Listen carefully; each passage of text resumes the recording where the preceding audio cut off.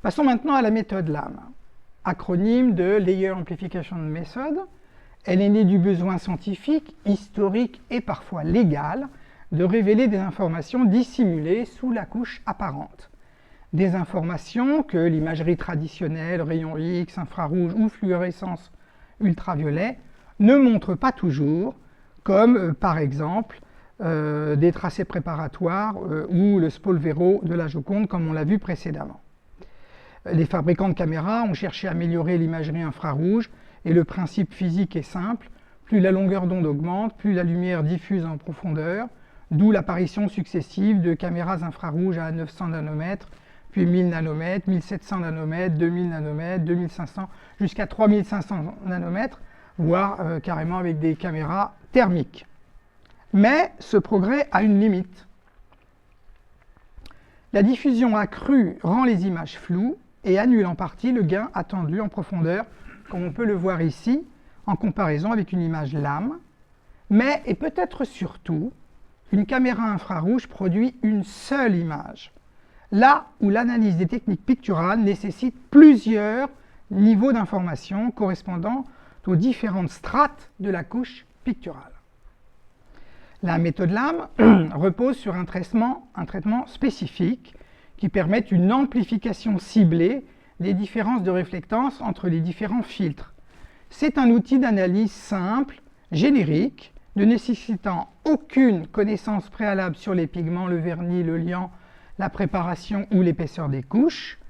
L'outil se base uniquement sur les variations de réflectance et permet ainsi de révéler des informations invisibles à l'œil nu sur tout type d'œuvre sans calibration spécifique. Prenons l'exemple de ce détail dans le ciel de la Joconde, que l'on peut agrandir. Là où d'autres techniques traditionnelles ne montrent rien, la technique LAM ne laisse aucune ambiguïté sur ce détail. Les mesures aident les historiens du costume à proposer un ancien projet d'aiguille à cheveux sans lien avec le portrait actuel. La technique est utilisée pour d'autres domaines. En 2012, j'ai appliqué cette méthode dans un contexte forensique à la demande de la police suisse et en collaboration avec l'Université de Lausanne. Là où les méthodes traditionnelles d'imagerie avaient échoué, je numérise un t-shirt, pièce à conviction de l'enquête, et les images LAM font apparaître l'empreinte d'un dessin de pneu qui a permis de confondre l'auteur de l'homicide. En 2019, la caméra numérise à la Bibliothèque ambrosienne de Milan un palimpseste de Ptolémée, astronome du IIe siècle, célèbre pour sa théorie du géocentrisme. Le document est illisible même avec des techniques numériques avancées.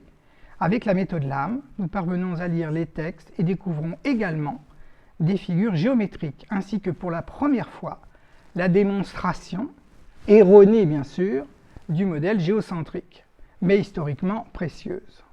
L'article scientifique de ces découvertes inédites sera publié par Victor Gisenberg en 2022. Fort de ce premier succès, nous sommes invités à la prestigieuse bibliothèque Vaticane à numériser plus de 140 feuillets palimpsestes issus des œuvres du grand géographe Strabon, auteur grec du 1er siècle avant Jésus-Christ. Avec le professeur Didier Marcotte, nous ferons une publication dans les cahiers du Vatican. Les principes de la technique LAM reposent sur les interactions de la lumière avec la couche picturale. Généralement, plus la longueur d'onde est grande, plus elle pénètre dans l'épaisseur de la couche picturale. Sa diffusion se fait dans toutes les directions, donc en 3D, comme des demi-sphères. Et les calculs se font sur toutes les images multispectrales, soit 156 combinaisons des images prises 2 par 2, et 286 combinaisons des images prises 3 par 3. Les calculs sont repris avec des variables pour arriver à un total de 1650 images en combinaison. Nous avons vu précédemment que la méthode LAM a permis de retrouver dans la dame à l'hermine une petite tête d'hermine réalisée dans une étape antérieure. Nous avons voulu le vérifier et l'artiste Monica Céleste, en se basant sur mes travaux, à reconstituer sa chronologie en vraie peinture, une version recouvrant l'autre comme Léonard. Puis nous avons numérisé sa version finale expérimentale. Donc voici le résultat sur la tête de l'hermine. Le principe des images lames est d'amplifier les très faibles variations de réflectance détectables grâce à la très haute dynamique de la caméra et une source de lumière collimatée stable. Pour quantifier cette démonstration, une mesure est prise sur le même pixel, sur l'image des filtres 1000 et 900 nanomètres, et le simple calcul de la différence donne cette image très sombre. J'espère que vous arrivez à la voir. Ouais. Image qui, même amplifiée, n'apporte rien, sinon plus de contraste en comparaison avec l'image infrarouge d'origine à 1000 nanomètres. Donc, comment voir cette petite hermine cachée sous la couche apparente, puisque les infrarouges de la caméra ne montrent rien, et que même cette image infrarouge à 2000 nanomètres ne permet même pas de soupçonner sa présence. Nous arrivons donc ici au cœur de la méthode LAM, que l'on peut résumer par cette équation. Les signaux sont considérés comme des vecteurs. Ce sont des objets mathématiques sur lesquels on peut appliquer l'algèbre linéaire. D de t représente l'information cachée que l'on cherche à extraire. Il se calcule à partir de S1 et S2, deux signaux de réflectance acquis sur la même zone du tableau, par exemple une main, la tête de l'hermine, un visage, etc. Et avant de faire la différence, S2 est mis à la même échelle que S1, il est ajusté proportionnellement grâce à un scalaire de correction P. La question devient donc comment déterminer ce scalaire. Alors en théorie, on peut définir un coefficient optimal P étoile comme celui qui minimise l'erreur quadratique entre S1 et PS2. Il s'agit d'une régression linéaire sans terme constant, c'est-à-dire une projection de S1 sur S2 au sens des moindres carrés, qui constitue l'estimateur naturel en présence de bruit gaussien. Mais dans la méthode LAM, ce coefficient n'est pas une fin en soi, il sert uniquement à annuler les composantes dominantes communes aux deux acquisitions. L'information réellement utile se trouve dans le résiduel dt, c'est-à-dire dans ce qui échappe à la collinéarité entre les deux signaux. Et c'est un point essentiel, même si le modèle permet de définir un P étoile continu, l'objectif des lames n'est pas de reconstruire fidèlement S1, mais d'optimiser la lisibilité des structures faibles. En pratique, je restreins P à un petit ensemble discret de valeurs autour de 1 et j'utilise un critère visuel de contraste pour sélectionner les résiduels les plus informatifs. Il serait d'ailleurs contre-productif de figer P à une unique valeur. P agit aussi comme un paramètre de profondeur optique. Des valeurs différentes permettent d'explorer des strates différentes, comme vous l'avez vu dans la thèse. La spécificité de la méthode LAM réside ensuite dans l'amplification de ce résiduel, et à ce stade, la régression, même appliquée sur un ensemble discret de P, change complètement de rôle. Elle ne sert plus à modéliser un signal, mais à exploiter la projection orthogonale comme levier de contraste afin de révéler ce qui autrement resterait invisible. Voici une illustration un peu artificielle permettant de comprendre les résultats obtenus sur l'hermine. Prenons dans l'image une ligne de 200 pixels mesurée à 1000 nanomètres et à 900 nanomètres sur une échelle de 65 535 niveaux de gris. Pour la démonstration, on a mis une légère inflexion à 900 nanomètres au pixel 50, et si on calcule la différence, on a vu précédemment que l'image résultante est très sombre et qu'elle reprend les informations dominantes des deux filtres. Et l'amplification n'apporte rien, sinon une image dégradée, et on ne voit toujours pas l'information cachée sous la couche picturale, dont nous avons pourtant la certitude qu'elles sont présentes. Maintenant, appliquons ce facteur P de correction à l'image 900 nanomètres pour que ces valeurs de réflectance les plus faibles au pixel 50 donc soient égales à celles de l'image 1000 nanomètres. Alors la différence entre les deux réflectances est nulle ou proche de 0 au pixel 50, et c'est donc ici le point critique, le point le plus important où la dynamique de la caméra et la stabilité d'éclairage sont des caractéristiques essentielles pour que les lames fonctionnent. Lorsque l'on amplifie cette différence, on obtient enfin l'image des micro-variations du iso-couche interne, ici la tête de la petite hermine. Si dans la même image, il y a des atténuations encore plus faibles, ici au pixel 125, alors il suffit de donner à P une autre valeur. La différence sera encore plus réduite pour atteindre 0, et ailleurs dans l'image, certaines valeurs deviendront négatives, qui, une fois amplifiées en valeur absolue, produisent parfois des images surprenantes avec des nouveaux contrastes localisés. On voit donc que la recherche de P étoile est complexe. Il dépend des contenus, mais aussi qu'il offre la possibilité de moduler la réponse. Vous voyez à gauche l'image lame obtenue sur la Dame à l'hermine de Léonard de Vinci, et à droite celle de la peinture expérimentale.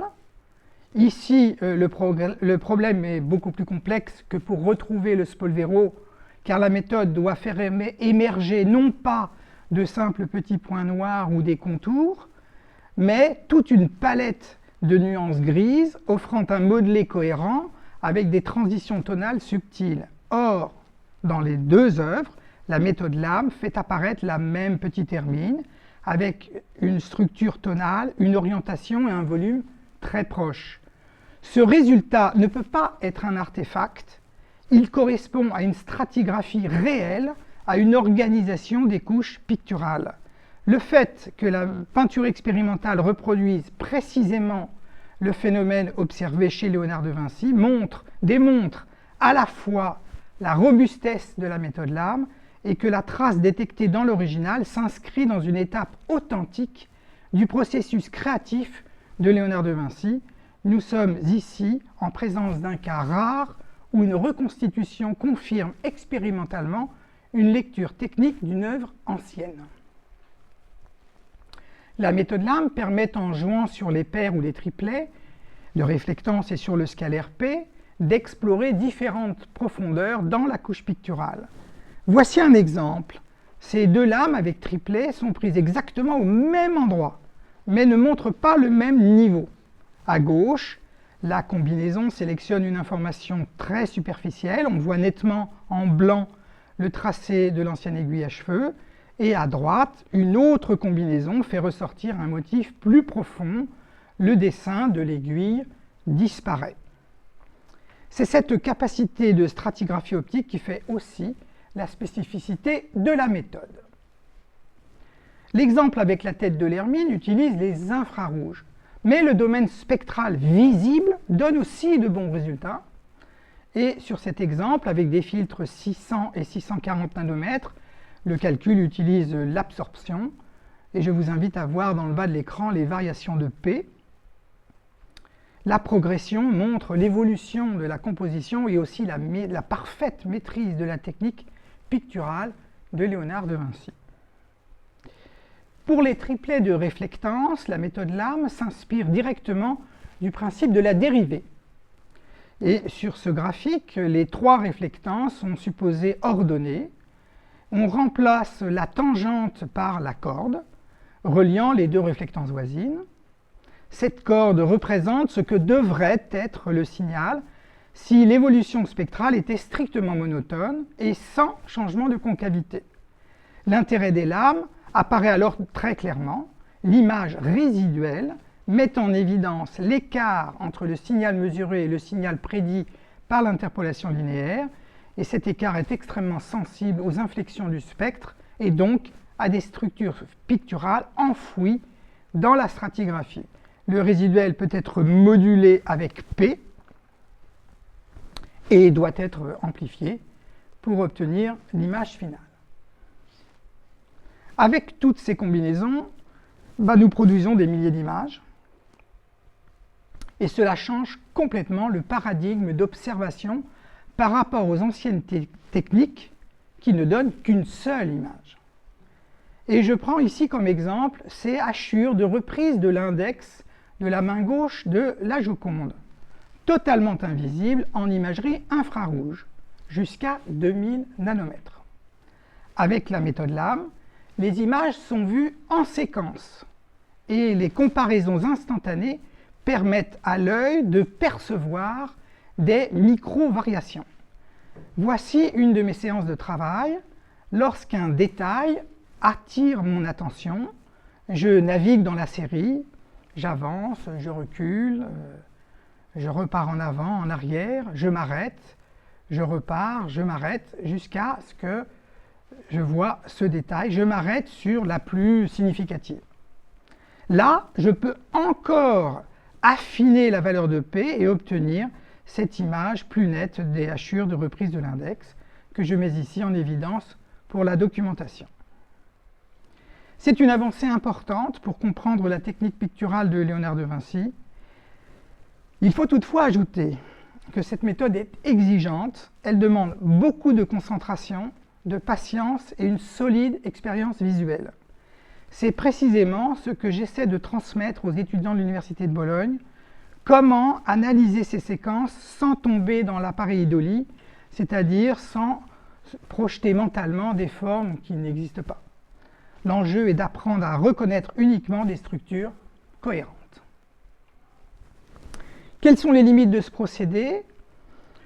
Alors, certains pigments ne réagissent pas de manière proportionnelle entre filtres, et dans ces cas, la réponse spectrale peut se comprimer ou se dilater, et les lames amplifient alors des contrastes qui ne traduisent pas nécessairement une structure sous-jacente. Les micro-reliefs, les empattements, les variations d'angle locales modifient la direction du flux rétrodiffusé, et les lames peuvent alors amplifier des effets uniquement topographiques. Dans les longueurs d'onde extrêmes, le bruit photonique et la chute du rendement quantique deviennent plus importants et les lames construites à partir de ces bandes peuvent être moins stables. Lors de la régistration des images, un décalage de l'ordre du dixième de pixel suffit à créer des oscillations artificielles dans les calculs. La méthode de régistration doit être extrêmement précise. Par exemple, cette image lame à droite donne l'impression d'un relief, mais il n'est pas réel. Enfin, la méthode lame n'est pas une méthode d'attribution. Elle révèle des contrastes internes du signal optique. Sa lecture demande systématiquement de la confronter aux données chimiques, physiques et historiques.